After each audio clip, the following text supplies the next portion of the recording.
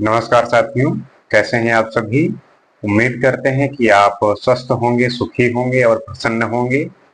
जैसा कि हम किसी न किसी विषय को लेके उस पे बात करते हैं, संवाद करते हैं, समझने का प्रयास करते हैं उस विषय की गहराई को, उस विषय का जो एक्चुअल मतलब है, उसका क्या हमारे समाज में इम्पैक्ट पड़ता है, उसका क्या प्रभाव पड़ता है, हम उससे कितने इन्फ्लुएंस होते हैं, इन सब बातों को लेके अपना जो विचार है उसका आदान प्रदान करते हैं, वार्तालाप करते हैं। और इसी श्रृंखला में आज हम बात करेंगे कि जो एमपी लैड है, member of parliament local area development, मतलब कि जो हमारे सांसद होते हैं, तो जो उनका संसदीय क्षेत्र होता है, तो उसके लिए per year local area development मतलब उनके संसदीय क्षेत्र में पर ईयर 5 करोड़ रुपए जो है दिया जाता है, ताकि वो अपने संसदीय क्षेत्र में कोई अच्छा काम कर सकें, किसी भी तरीके का काम जो पब्लिक इंटरेस्ट में हो, जो पब्लिक के बेनिफिट में हो। और ये 5 साल, ये 5 साल के लिए सिर्फ 5 करोड़ नहीं होता, हर साल 5 करोड़ रुपए जो है मिलते हैं, तो कुल मिला के 5 साल में 25 करोड़। अब बात ये आती है, क्या इन पैसों का सही जस्टिफिकेशन होता है, क्या पब्लिक को सही इसका बेनिफिट मिलता है? क्योंकि हमने अक्सर देखा है कि कभी कभी कभी कभी अक्सर जो है, जो एमपी लैड होता है वो वापस चला जाता है, कैरी फॉरवर्ड होता रहता है, कई सालों का पड़ा होता है, लेकिन उसका सही उपयोग नहीं होता। और अगर उसका उपयोग भी होता है तो उसमें इतना करप्शन है कि उसे जानकर आप हैरान हो जाएंगे। अभी एक न्यूज आई है, बिहार में जो है किसी ने आरटीआई दाखिल की है और उसमें पूछने की कोशिश की कि जो एमपी लैड का पैसा आया वो कहाँ गया। तो वहां पे जब उसने पता लगाया तो पता चला कि जैसे मान लीजिए 5 करोड़ रुपए एक साल के लिए आते हैं, तो वहां पे जो है ये हुआ कि लाइब्रेरी बनाने के लिए जो है पैसों का डिस्ट्रीब्यूशन हुआ है। तो जहां जहां लाइब्रेरी बनी, जहां जहां लाइब्रेरी बननी थी, उस व्यक्ति ने वहां जाकर जो है पता किया, तो वहां हाल ये है कि कहीं पे 4 बुक, कहीं पे 5 बुक, कहीं पे 10 बुक, ये हाल है। अब आप ये समझ लीजिए कि इस पैसे का कैसे दुरुपयोग होता है। अब ये पैसा जैसे एमपी लैड है, वो एमपी लैड मतलब मेंबर ऑफ पार्लियामेंट के थ्रू ही आता है, लेकिन इसका काम जो है डिस्ट्रिक्ट एडमिनिस्ट्रेटर करता है। तो उसकी जिम्मेदारी होती है कि वो कैसे इन पैसे का सही तरीके से उपयोग करे। अब आप इमेजिन करिए कि 5 करोड़ में अगर एक साल में 5 करोड़ यूज करना है और उसका लाइब्रेरी बनवाना है, तो कितनी अच्छी अच्छी लाइब्रेरियां बन सकती हैं किसी एक संसदीय क्षेत्र में, कितनी सारी बन सकती हैं। लेकिन हम इस बात को लेके इतने ना अवेयर हैं, ना हमें पता होता है कि एमपी लैड का पैसा भी आता है। आम जनता इतनी भोली और इतनी नासमझ है कि उसे किसी भी बात का फर्क नहीं पड़ता। फर्क पड़ता भी है तो वो चिल्लाता रहता है, कोई सुनने वाला नहीं है। और ये कौन सुनाएगा, ये कैसे किसी को एहसास होगा कि जो हमारे साथ बदतमीजी करते हैं, चाहे वो पब्लिक एडमिनिस्ट्रेटर हो, चाहे पॉलिटिशियन हो, ये हमारी भी एक जिम्मेदारी होती है, हम भी उसी तरीके से काम करते हैं।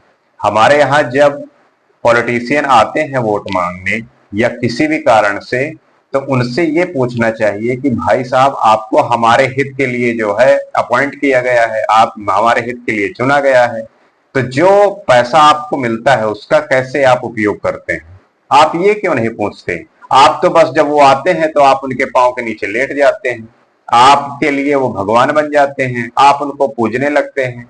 तो वो भला आपके बारे में वो क्या सोचेंगे।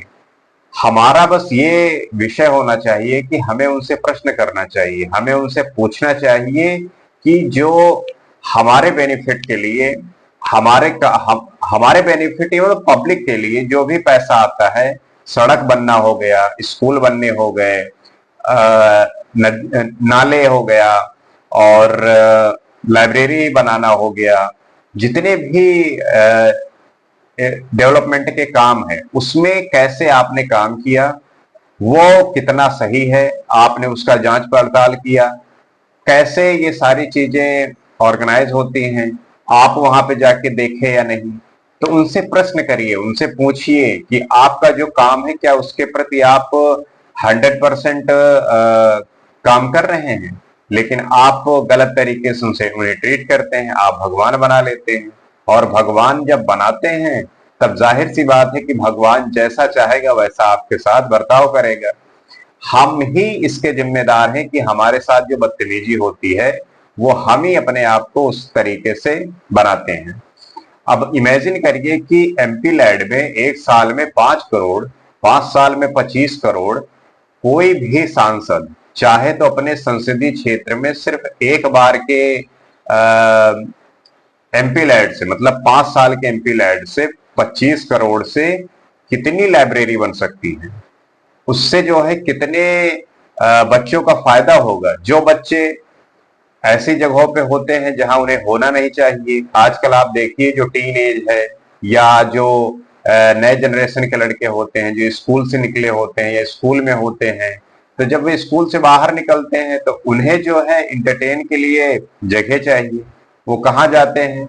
आजकल आप अर्बन एरिया में देखेंगे ये सब जो है बहुत ज्यादा हो रहा है कि लोग जो है लोगों को प्रॉब्लम क्या हो गया है कि वो शॉर्टकट ढूंढ रहे हैं। हर किसी भी चीज में शॉर्टकट चाहिए और उसके लिए वो जो है ऐसे हथियार अपनाते हैं, ऐसे काम करते हैं कि बस कोई भी चीज हो वो तुरंत मिल जाए। लेकिन उसका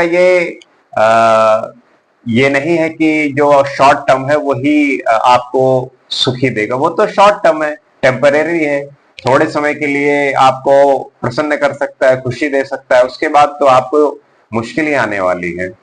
तो हमें अपने यूथ को, हमें जो अपने आने वाली मतलब जो भी इस एज में है, जो चीजों से अनअवेयर है, एक एज होता है कि जब व्यक्ति चीजों को समझने लगता है, उसे सारी बातें पता चलने लगती हैं, तब वो समझने लगता है क्या सही है क्या गलत है। लेकिन जो स्कूल के बच्चे हैं, टीन एज में हैं, या जो युवा हैं, या जो बूढ़े हैं, मान लीजिए कि कोई कस्बा है, वहां पे बूढ़े हैं 60 साल के बाद वाले, अब मान लीजिए कोई सर्विस में था, रिटायर हो गया है, या जो भी बूढ़े हैं जिन्हें पढ़ना आता है वो लाइब्रेरी में जाके बैठ के वो पढ़ सकते हैं, वो अपना समय आराम से बिता सकते हैं। लेकिन आप अक्सर देखेंगे पार्कों में कि बूढ़े बैठे हुए ताश खेल रहे हैं।